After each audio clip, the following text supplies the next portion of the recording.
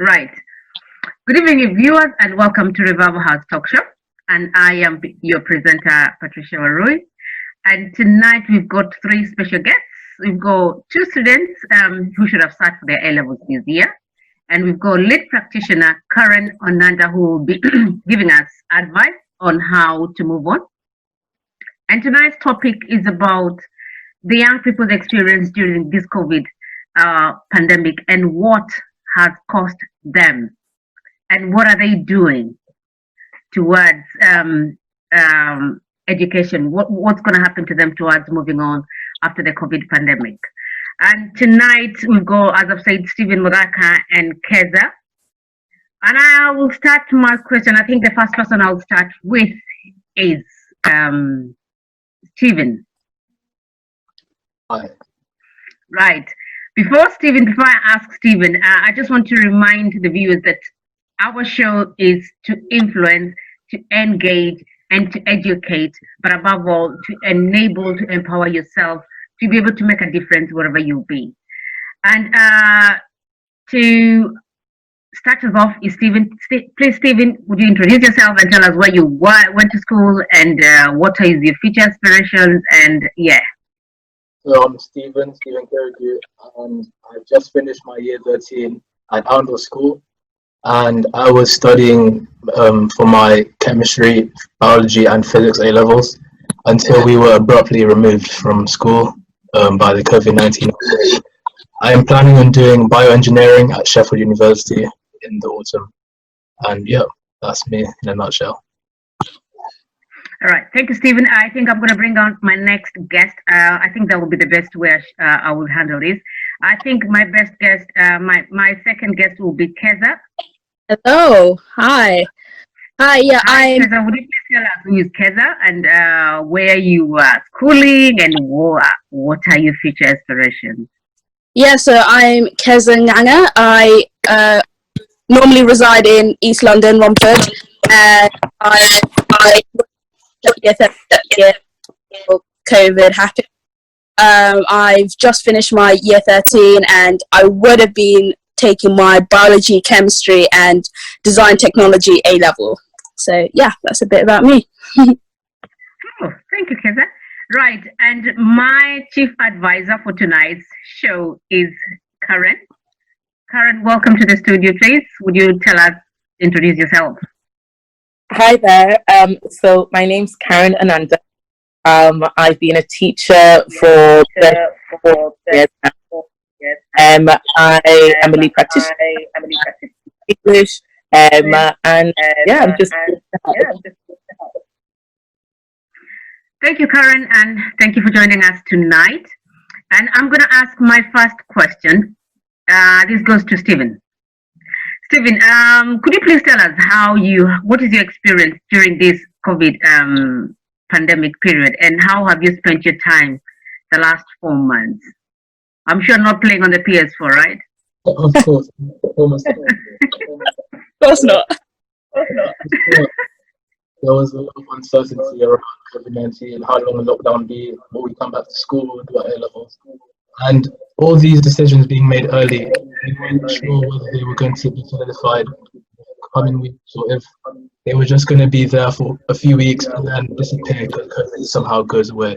But it didn't, and we've been stuck in for 4 months now, and the feeling of like being stuck with your family, which you haven't seen for months and months, and then now you're with them 24 hours every day, week in, week out, it's quite weird, because you don't want to say you don't want to be with them, but you kind of feel like you've had almost enough.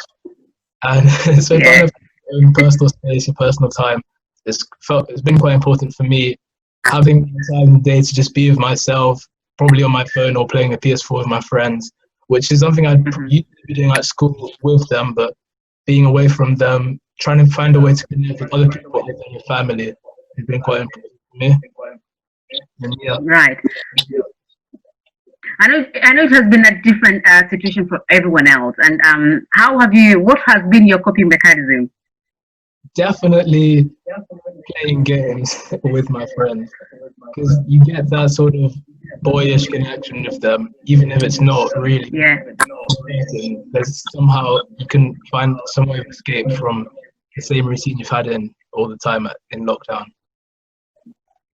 Fantastic. Okay. All right. Well done, Steve. At least you found a way of how to deal with the situation and how to cope with everything else.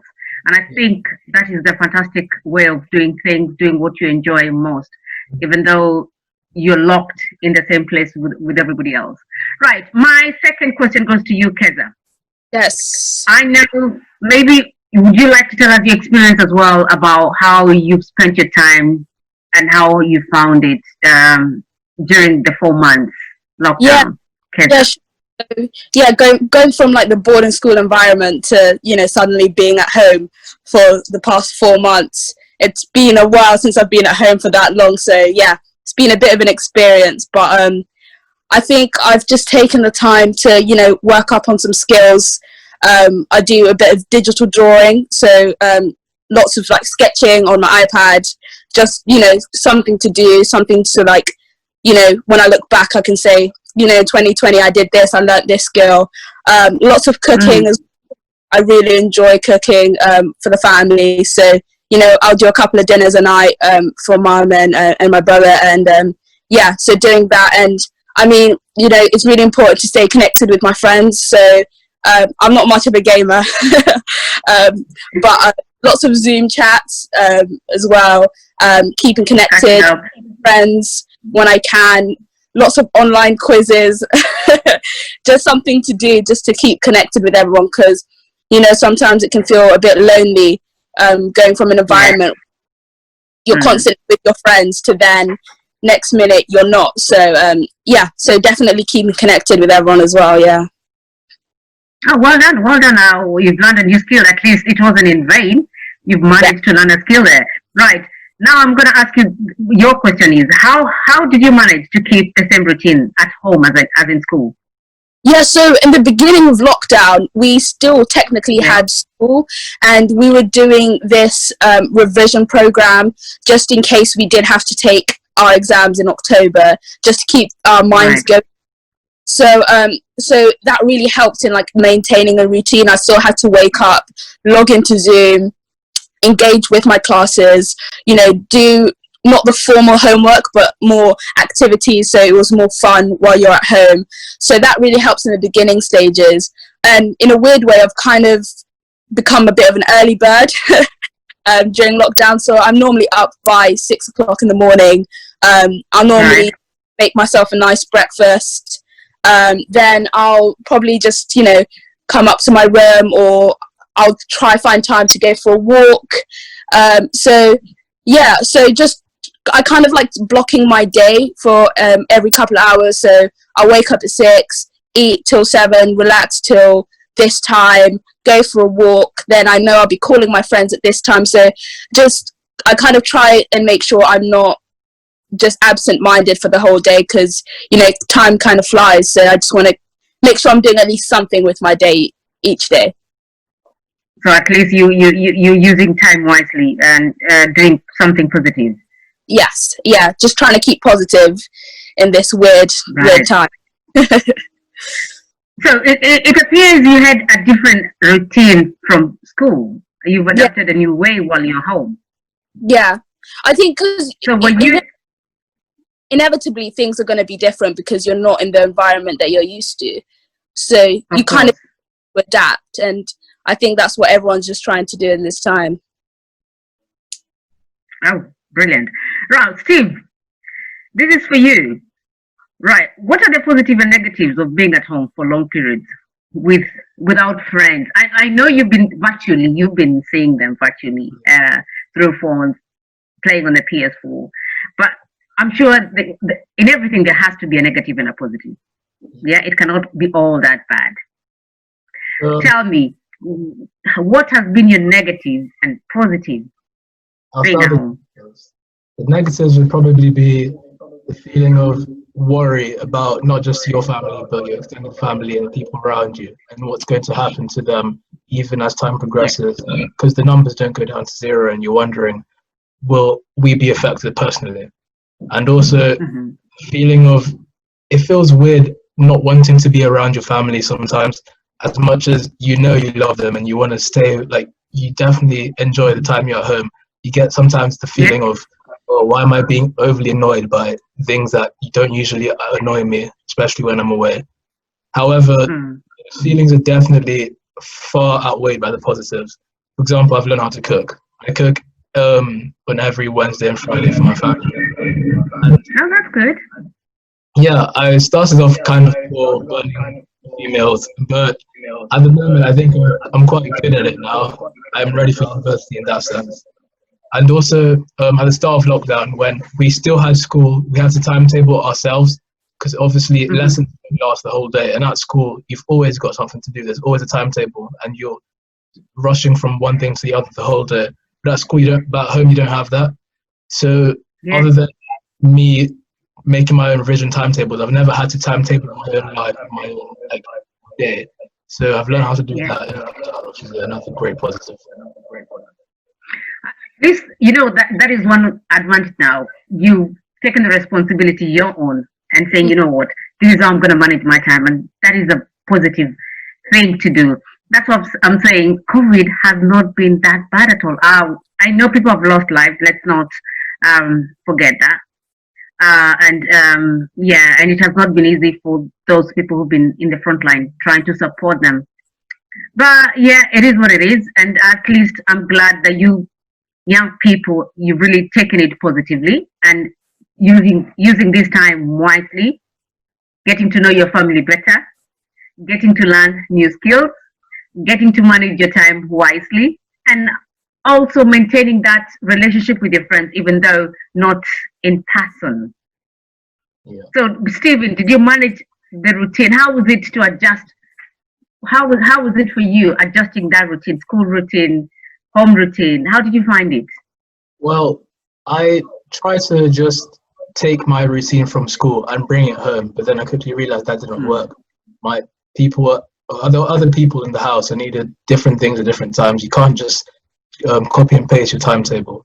So No, you it can't. had to sort of adapt my time, figure out what I can do when, and then also tell people what I'm going to do in advance so that I don't find myself in a position that, for example, if I need to use the living room for like a Zoom meeting that's private or something, that I've Hmm. already like asked people to use the room, and that helps me trying to help others help me in a sense, if you get what I mean.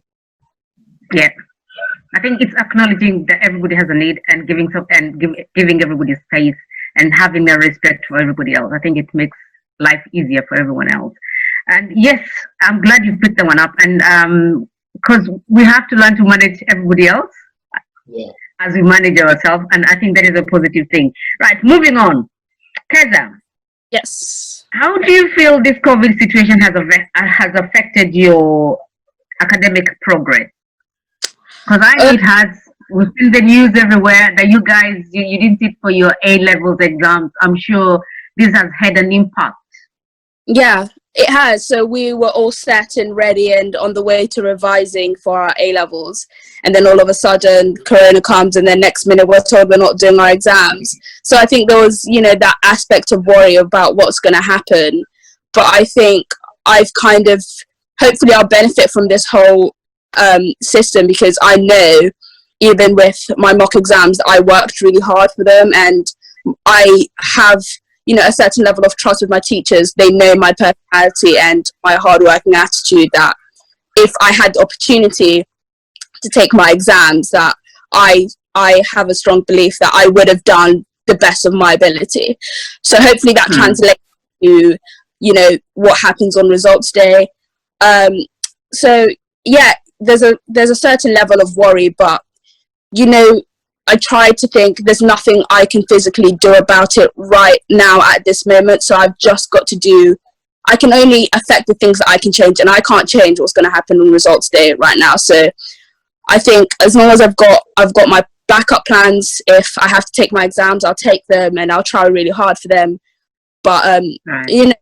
You just have to look at the things that you can change at this moment, because there's not much things that we can control, and And I know it's quite worrying for some people not having that aspect of control. Like I know if I can't control something, I will get that certain, little bit of anxiety about it. But, you just have to look, what can I do in this moment? What can make me happy? Is it art? Is it talking to your friends? Is it cooking? Is it going for a walk? And just focusing on that, because that's all you can do at this moment. So, yeah. And I think that is a good way of handling it. But however, we can also ignore what's going to happen. And I'm going to ask you this specifically. What is your fear? What's my fear? Yeah. I think what could be do you have any fear or worry? I think, my worst fear is, the system really doesn't favor me with what's going on, and I will have to retake my exams, meaning, I have to start revising again and have to get back into school mode. And then that means I have to take a year out. So I have to take an unplanned gap year. But the way I kind of am, these kind of things are always in the back of my mind, and the way that I have a backup plan in my head. So if I know if I have to take my exams, I know what aspects in my A levels that I know I need to work on, kind of thing, and what things I've got down the block already. What I'm going to do if I have to take a gap year, I know I'm going to try work as well as see friends, and make sure the year that I have free, it's not wasted. So the worst can happen, but I think as long as you're somewhat mentally prepared and you're not completely ignoring it, I think it is what it is, kind of thing. As long as you're prepared, that's all you can do, and I feel like I am. So I'm trying not to be so fearful. I love your mindset. I love your optimistic ideology there, Kez, and I think that is a very good way of dealing with the situation. Nobody knew what's going to happen, and I think having an optimistic mind is a very powerful thing. Right, I'm going to ask the same question to you, Stephen. How do you think this has affected your progress? And do you have any fears, as Keza has said, for yourself? Yeah, at the time when schools were closing down, we were like in the heart of our revision mode, heads down in books, focusing for our exams. And we weren't ready to just be ripped out of that. So we kept on studying, kept on revising just in case something happened. So in the sense that if the coronavirus had died down, at the start of a lockdown, I wasn't feeling too worried because I was prepared if exams happened. I was prepared if exams didn't happen for all those uncertainties. However, as time went by and they said your exams results will come out as normal and your teachers will be the ones giving you the results based on your predictions and stuff, then obviously the worries kicks in. I was thinking this isn't going to be my actual result. I didn't work. I didn't do the exam as everyone else has done to get that grade. And that at first worried me, but then I realized, well, your teachers, yes, as Keza said, they know you, they know what you're going to get, and you've put in the work for 2 years, so they're not going to just discard that and give you a bad result.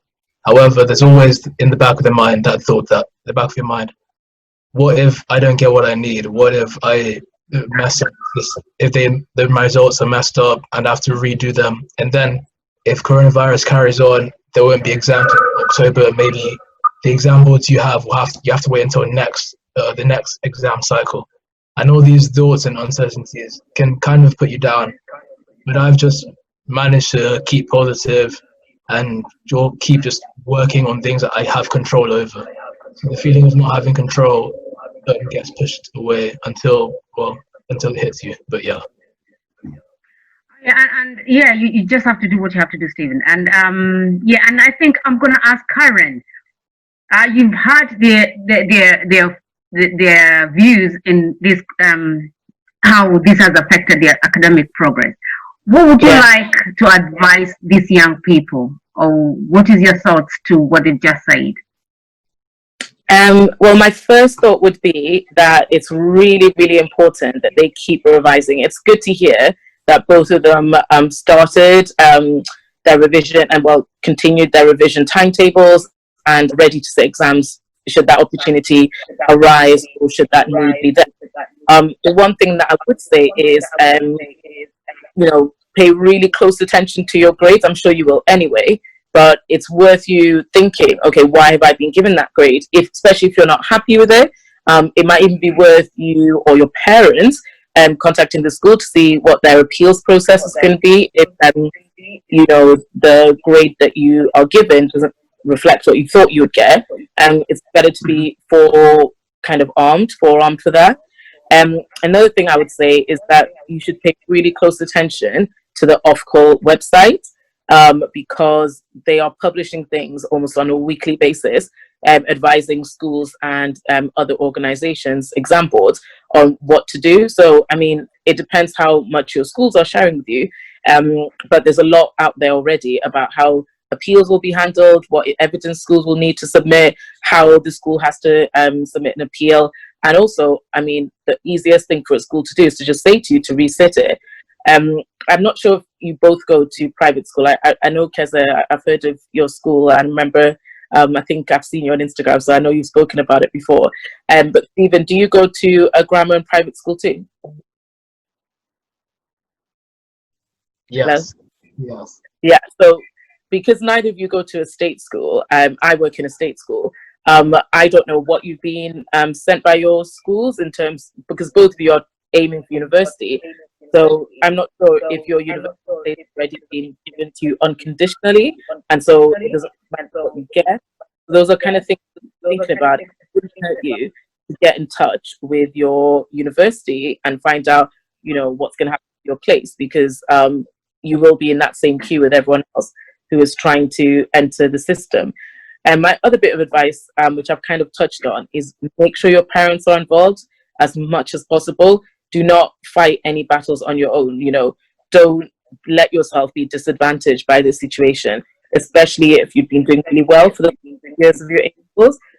Don't just take it and roll over and take a gap year. You should get the grades that you deserve, and that was something that the government kept saying again and again when they cancelled the GCSEs.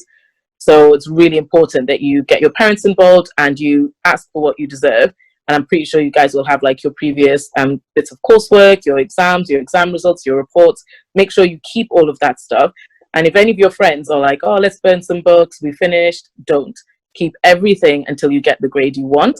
And even then, off to the university, the first term, where many people may not have done as well as they want, they may actually get you to repeat some of the stuff that would be in your A-levels. So keep all your books. But in terms of coping, you guys sound like you're doing really well. You're involving your families. You've got good routines. You're making sure you've got mental breaks. That sounds really good. So keep going. Thanks, Karen. I just want to ask a quick one in terms of GCSE. I know we had one student who should have had his GCSE, but he's not here with us.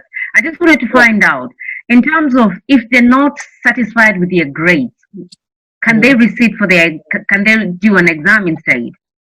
Absolutely. All the students will be offered the opportunity to sit an exam. And that exam, as Stephen quite rightly said, could be in October, but depends on the national situation. It could end up being next year. So there will be that opportunity. I would say it's in your best interest to get the grade that you need now, in this summer. If you put yourself in that situation where you have to sit an exam, you are pushing your life backwards, because you're going to have to revise without that much teacher help, because teachers are going to have new year groups. So unless you get a tutor or your school provides it, which some schools might, there are a lot of schools already setting things up for the summer for year 11s as well as year 10s and other year groups. So, and some schools for year 6s. So some schools, my school's doing a lot of that already, will provide you with that support over the summer, so that you're not going to be, trying it all for yourself in August and September. So, I would say try and get the grade that you deserve now, but there is that situation where maybe people were not doing that well in their mocks, and so they don't actually have the evidence to say that they would have got the grade that they think they should get. And so those students will have to sit their exams, and they will have to just, swallow that pill that, you maybe wasted a bit of your time. You thought you could do it all at the end. Now you're going to have to do it in October. They just need to have that, because it's so important that they get a good grade rather than a okay grade, because that grade is what you'll use to get into sixth forms, universities, careers. You know, there's always be those gatekeeper grades in terms of like 5s, 7s, 9s, what's expected for different careers. You know, students need to do that research now before their grades come out. Hopefully they've already done it. So they actually know, like, if I want to go into this career, this is what the exam was expected. I mean, today in school, we had a sixth form student asking what grades they needed to get into medicine. And I was thinking, it's too late. You should have known this before you did. Yes. And that's just in general. You know, the best thing to do is to just aim for the top grades all the time in all your subjects, but at least start to think and plan and prepare for the careers that you want in year 8 or 9. You can't be waiting until year 12 or 13. Oh, I don't have this grade. You know, you're putting yourself at that disadvantage. But having said all that, there is no shame in having an extra year to get the grades you want. In fact, it will be totally understandable in the current climate if a student takes a year out or adds an extra year to their education to get the grades they want, so they can have the career and the future that they want, rather than just accepting whatever grade the exam board or school gives them. Oh, thanks, Karen, for the great advice. Thank you. I'm going to come back to you after a few questions. I've got 2 more questions to ask Mr. Stephen. Stephen, have you secured a university placement yet? Yes, I have. But as like all other grades and all other UCAS related things, you only know until results day for most courses. And yeah, so I haven't obviously completely chosen and solidified my place in a university yet. But on the 13th of August, which is results day, that's when I'll find out for sure whether I've got it or not. But it's looking likely. Okay. Wish you all the best, and I hope you get your first choice, Steve. And I'll ask the same question to Keza. Yeah, so I have a conditional offer to study medicine at Cardiff University. So even said to wait until the 13th of August to see whether I have the 3 A's that I need to get into uni. So just waiting in on that, and hopefully I'll be starting in September. You know what? You will. I know you're a bright kid. I know you really, really worked hard. That is for sure. And I believe you'll secure your first choices. I hope you do. And I wish you all the best of luck. I'm sure after the 13th, we'll be celebrating, right? Yes. So I should start looking for my dancing shoes. I really hope so. Yes. So I'm sure you've been in touch with your friends, and what I would like to know, what are they telling you how they've coped? What are their experiences during this COVID period, Stephen? Well, a lot of them live overseas, and especially when we were leaving school, you had to take a 2-week quarantine gap in your life when you went back to, I think, China and Hong Kong. So when they went home, it took them hours and hours to get through the airport. And then one of my friends actually took 3 days just to get his accommodation, which he had to be quarantined in for 2 more weeks before he could go home. So at the start, it was quite harsh. But now in many countries where my friends are, the lockdown has been released and been lowered, so they can move out freely. In fact, the UK is still in a higher lockdown than places like China and Hong Kong. However, the friends that are in London and home, they're finding it just as hard as it is for me. They just have to stay home all day, maybe go out to see the sights. But only recently they've been able to do that though. And as of, I think, today, the UK has allowed some countries as holiday destinations from like next week. So I think things will be starting to get better. But at the start, it was definitely tough. And also all the trips we planned for after our exams, we had to go to other countries and things, they've all just been cancelled, and we'd have to get refunds for that, which took a long time to get as well. But yeah. Frustrating, but they're all well wherever they are. Yeah, they're all well. Fantastic. Keza, the same question. How are your friends coping? How are they? I think my friends are doing well. I think a lot of them are in a different economic background to where I'm from. So, in some areas, they have, you know, a lot of my friends live up in the country, so they have a lot more green space and areas to walk around, and, you know, they live by beaches or something like that. So, you know, I think they're enjoying, you know, really appreciating, you know, where they're from. And I know some of my friends are really into horse riding and all that kind of stuff. So I think they're really taking advantage of every facility they have to their advantage, which, I mean, I think anybody would do given the climate. So yeah, and we're just all contact with each other, and I think it's really good practice because, you know, going to an international school, you know, when you leave, you know, for some people it might be quite hard to keep in contact. They're not used to having to, you know, make a conscious effort to call and text and do this, but this has given us quite good practice to make sure we're checking in on our friends and making sure everyone's good. And yeah, I think a couple of us are planning, you know, with lockdown easing, to meet up in parks and things like that, so we can finally see each other and, you know, play card games or just sit and have a chat and, you know, just do stuff for our mental and just make sure we're looking after ourselves. Fantastic. Right. My final question to you both, and I'm going to start with Steve. Can you tell us what has been your experience at being at boarding school? Well, that question's come up a lot lately, obviously with the Black Lives Matter movement and everything. So as a whole, my experience has been fantastic, absolutely incredible. And especially being from East London and then going to a boarding school, it's a huge culture shift. However, because we moved at a young age to that sort of situation, we were able to fit in quite easily, and it was quite a smooth transition. And as time went by, obviously, you became like your friends, you all had the same sort of mentality, and life has been just perfect for us, especially for me, for the past 5 years, and I'm going to miss it a lot. And in terms of with the Black Lives Matter movement and how Black people are viewed in boarding schools and stuff, I'd like to say that we're definitely a huge minority, and things are very different for Black people as they are for white people in this country as a whole, especially the top 1%.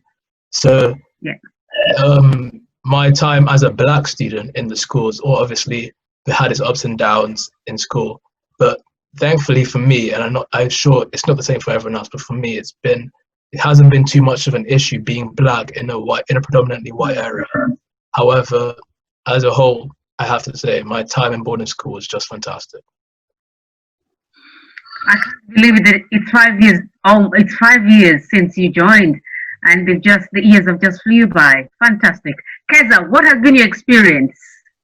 Yeah, there's been ups and downs, and yeah, all in all, I couldn't recommend it enough. Like, the opportunities and the facilities that, you know, these schools have is like, I wish more people could have like this experience. And I think it doesn't only benefit me, but it also benefits the people who normally go to these schools. They, you know, we're kind of all experiencing living with different people that would never usually live with, you know, being surrounded by facilities, being able to go on trips that I never thought I would have gone to if I, you know, I never even thought that was a possibility, kind of thing. And like making really good friends, like friends that, you know, you'll be friends with for a very long time. I say if I could I couldn't recommend yeah, great experience. And yeah, I've loved it. Did you ever feel as a Black, as Steve has mentioned, as a Black young person, did you ever feel left out being the minority in boarding school? I think in the beginning, because what I found was, in my case anyway, a lot of people have never really interacted with a Black person before. As weird as it sounds, like having to live with someone of colour or someone completely different to them, really. So I would say very much so in the beginning, I've had incidences of, you know, racism and, you know, being treated somewhat differently just because I'm, you know, somewhat different, or I'm not something that they're used to. But I think why I think it's so beneficial to people who go to boarding schools normally anyway is their eyes are opened to a lot more things, and they kind of know how to deal with, not that what, like how to deal with a black person. For example, don't touch my hair, that classic thing. It's like those kind of small things that, you know, without exposed to these things, you'd never have to think of. Now, when they get to the wider world, they'll be a lot better equipped than they would have if they had, fine and dandy and perfect. But I think I wouldn't have changed it just because I'm a person of color, if you get what I mean. I've really enjoyed it, and yes, what I'm really grateful for, with especially with this whole movement, is when explaining about, you know, certain experiences that me and other people of color at my school have faced, how receptive my school has been. And it takes guts to, you know, speak to your school about something without them kind of painting you as being ungrateful or whatever. But for them to be so receptive and be open to conversation, I think, and I hope that it will really bring some positive change with everything. So the bad bits that I've had, you know, people coming in won't have to face them. Wow, and I think the best thing is we can never ignore what has been happening, the Black Lives Matter movement, and this is something that it cannot be ignored. And it's unfortunate that we are speaking about the color, how people are treated differently, how people are discriminated within their system, whatever they are, in this 21st century. But I think the young people now, you are the voice of change, and I'm glad you're picking that up, and it's making a difference, and showcasing yourself. And you don't have to change who you are to fit in. And I think that is a good point you really mentioned there. Self-identity is a very paramount wherever we are. You don't have to change your identity to fit in. You go there as Steve, you go there as, me, myself. And I think you've done so well, and we're really proud of you guys, and well done. Karen, this is for you to round us up. And I'm glad they brought this topic up, which has been aired everywhere, social media, BBC. It has been the norm. It has been the thing, the Black Lives Matter, and how Black people have been treated in various systems. In terms of the education system, Karen, I know you are a teacher, and I know you went to Cambridge, actually. What has been your experience in terms of trying to support children who feel alienated or who feel they don't belong?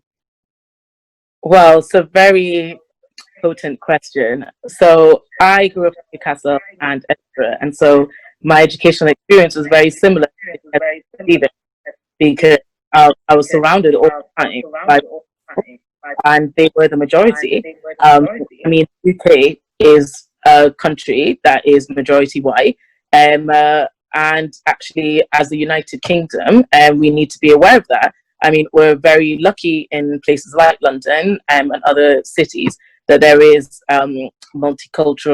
there's like a multicultural landscape, but it's not the norm. And there's a blessing and a curse to that. So the blessing for me was that I didn't ever have to really face what I called like dismissive or kind of homogenous expectations of me, because there weren't lots of Black people, and so a lot of teachers just couldn't really discriminate, because they just had to teach me the way they were teaching everyone else. And so it was a really high standard of education that I was exposed to, and I really benefited from that. And because I started secondary school knowing I was going to go to university, and knowing that I was going to go to a good university, I never even doubted that. So having now gone through the system, gone to York, gone to Cambridge, doing my doctorate now, and I have students in front of me. I work in an all-boys state school in Southeast London, and I've been there. I'm about to go into my 5th year. It's really different. And so, you know, the first thing you have to do is almost indoctrinate the kids' minds. And that is such a painful process for them, because they don't even know how they see themselves, is because they've been told for 7, 8, 10, 11 years, this is all you can do. So you have to almost like dismantle their perceptions of what they can achieve. And constantly kids are like, oh, miss, I've got the best grade I've ever got with you. And I'm like, no, you could always have got that grade. But the thing is, you've never been taught or told or treated in a way so you were able of getting that grade. And I have to say that there's always a lot of pushback from kids, from parents, sometimes even from other members of staff, because you expect more of the kids than anyone has ever expected from them. And I have to say that that's probably been the biggest challenge of my career, is that I'm always that teacher who expects you to do your homework, who expects you to do extra study, who expects you to read around your subject, who expects you to do all the things I was doing in school, decades ago. And so I think, how are you going to leave this school or this educational system and go and compete with the Stevens and the Kessers of this world, who actually have had like a top class education? And so because I've been on the other side and I've also been head of English in a private school, I know that, what you're doing right now is not going to get you anything that's going to help you compete in an arena with people who've actually done it properly. So coming back to Black Lives Matter, I think, it's really nice that schools and establishments all over the world are, posting these posts that they're posting. But I think, we need to really be mindful of institutional change. And that isn't going to happen overnight. Like, these institutions did not become the way they became overnight. These are hundreds of years of doing things this way. And it's not by accident. Like, this is the way that they set up the education system to create groups of people to do certain jobs. Like, we need cleaners, we need street sweepers, we need people who are going to cook, we need people to do all these jobs. So you can't expect that the education system is just going to turn out like top 10% go off to Oxbridge. They're going to turn out the whole range. And so, what really is sad is the types of people that end up in those groups through sometimes a lack of engagement by their community. And I'm not going to say that that's a widespread thing, but one of the things that we found through resilience studies, I think his name is Mr. Mark Forbes, I'll look it up, but there's a study by Forbes where he looked at what made kids resilient despite their disadvantage. And one of the biggest things was parent engagement. So it didn't matter if you had no money or if you came from a very difficult background. If your parents were engaged, or you had some sort of spiritual engagement, you had something that strengthened you from the inside out, it actually mattered what it was. And that's something that we keep reminding our kids from disadvantaged backgrounds, is actually the power's in you to get whatever you want from this system. It's not just about what your teachers think or what your teachers expect. It's actually what you and your family expect. And sometimes the hardest thing is kids having to kind of step away from what their families expect. And there's so many stories around expectations of different communities of their children. And it's not just to do with race. Like, there's so many other factors like class and history and generational expectation. So I think the Black Lives Matter movement is really important, but we've got to really come back to, like, what are we doing in our communities? And also then, what are those situations expecting of our institution? And it's a shame that Stephen and Kez are going to be leaving their institutions, because then they won't get to see if the things that they've said or the issues they've raised are actually going to last beyond the next 3 months, and then just be sidestep. But that's actually going to be the biggest difference. Are we going to expect that when Black kids come in that they are going to be misbehaving? Is that an expectation that we allow to happen? Are we going to expect that Black kids get lower grades? Why are we expecting that? Why are we allowing that to happen? There's so many expectations that the system has that it doesn't even differentiate. It just, tars many groups, and it's really not just race with the same brush. And so we'll see how the future goes, but we have to make sure that wherever we end up, Stephen and Keza and all your friends, that you are part of that change. Thank you, Karen. And because of time, what is your final word to these two young people who are now getting into a new system altogether? Because from now on, they're moving on into a different new world. Okay, similar but in a different setting. What is your final word to them? My final word to both is that the power to do anything is within you. Like, you have all the gifts, and all of the power is the only way I can put it, to achieve whatever you want to.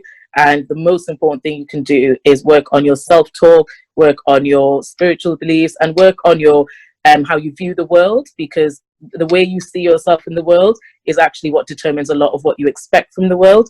And so if you see yourself as being like an amazing gift, which you are to the world, you young people, you are going to change the world. And that's kind of the way that I was raised, that, the power of the future is in your hands. And so that's kind of one of the reasons I became a teacher. But whatever careers you guys go into, just have that core belief in yourselves that you have the power to do whatever you set your mind to. And if you walk around with that power, it will just change the way that you engage with the world, what you expect from the world, and also how you allow yourself to be treated, and also how you treat other people. And all those things are just going to serve you in your favor if you remember that. Thank you so much, Karen, and thank you so much, Stephen Keza. And from us here, we wish you all the best of luck. And I know you will achieve higher than our expectations. Yeah, the world is your oyster, as Karen has said. You are the change, right? You are the change, regardless of where you come from, regardless of your color.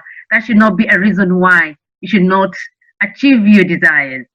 And that is it for tonight, viewers. And thank you so much for our guest tonight. That has been a very insightful session. And thank you so much for the young person's view, which has, I believe, it will be resonated around everywhere else. And yes, that is it for tonight.